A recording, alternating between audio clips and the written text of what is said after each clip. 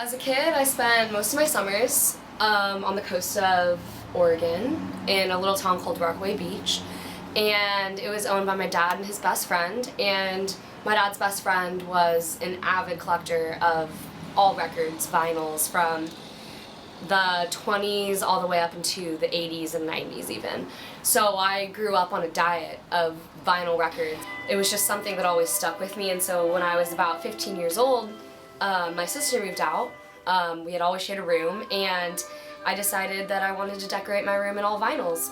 It started out as mostly just collecting album art, and it kind of transformed into this passion for music and oldies that I discovered.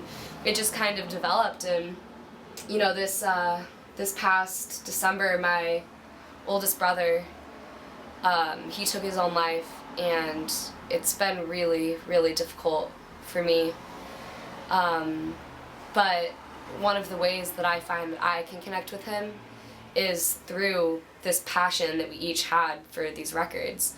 He had hundreds and hundreds lining his walls, and you know, he was really the one that inspired me more into the music aspect of it than the art aspect, because like I said, I started out as just wanting, you know, something cool for my walls, but it's really turned into something else, and I know that I'll be collecting these for the rest of my life, and it's something that, you know, if I pass on and they go to Goodwill, they go to Goodwill, but I hope that one day my kids and their kids will listen to these and listen to my brother's records and just think back and relax, you know?